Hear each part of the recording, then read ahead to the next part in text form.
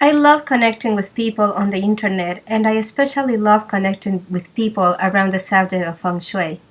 I would like to share with people all the beautiful depth of Feng Shui that I don't get to share anywhere else. I send out a weekly newsletter, but I can't really go really deep in the articles. And I also cannot devote all of the newsletters in the whole year to just one topic. I have to change topics, otherwise people will get bored. But for those people who want to go deeper into Feng Shui, and especially for those people who want to manifest greater happiness in their lives by raising their vibration, which is the right way to do it, but there's so much information out there that is mistaken or incomplete. And Feng Shui is backed up by thousands of years of experience, thousands of years of observation of nature, human nature, and how people interact with nature and with each other.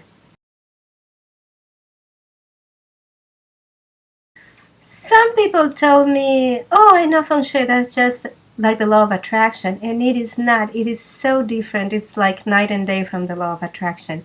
And what I have seen with my clients and students is that they try to apply the law of attraction and they're doing everything by the book. And they still don't get the results that they were promised they were going to get. And there are two reasons for this. One reason is that the law of attraction teachers, they just tell you, you can get whatever you want. You can get whatever you want. And whatever you want is not necessarily going to be good for you. Feng Shui is discerning in this sense because how Feng Shui operates is by freeing up the life force in a person's life by acting on the person's spaces. And the life force, which we call Qi, is an intelligent force. So the life force will go wherever it needs to go. One thing you need to keep in mind is that our environment shapes us as if it was a sculptor. We do things to our environment, and our environment is like a mirror for our lives. So a lot of the conclusions that we reach on a daily basis about ourselves, we're picking up clues from the environment. And by changing that environment, we can give ourselves a different feedback about ourselves. And why is this so important?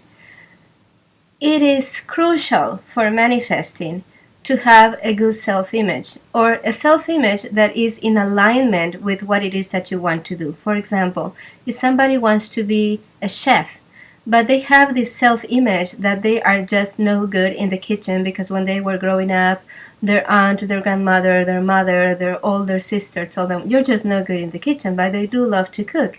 So if they don't change that self-image that they're bad in the kitchen, they are not going to be able to take the right steps in order to achieve their goal. And so that's just to give you an example of how this might work.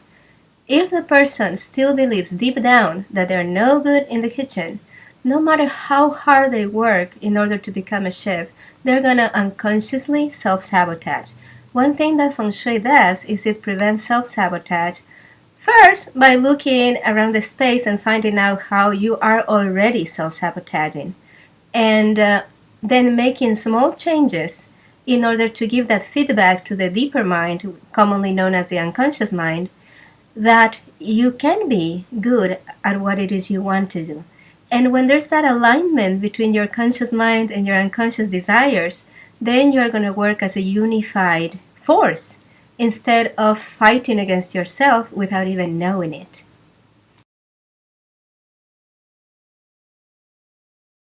Well, there's so many misconceptions about Feng Shui. When I tell people that I practice Feng Shui, they'll say, oh, that's some kind of interior design, right? Or other people will start immediately talking about astrology and numerology, and they'll say, I am such number, so this direction is good for me, that direction is bad for me.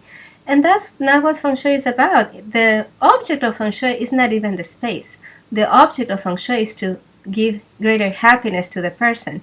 And we use the space as a tool for finding out what's going on, and also as a tool to make changes in the space to control that feedback that we're getting.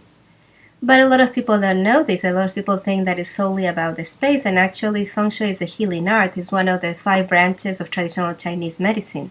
Few people are aware of the true power of Feng Shui because they are not aware or how powerfully they are being controlled by what their environments are saying about them. The Chinese say everything in your home is constantly talking to you. Make sure that they have nice things to say. And that couldn't be more true.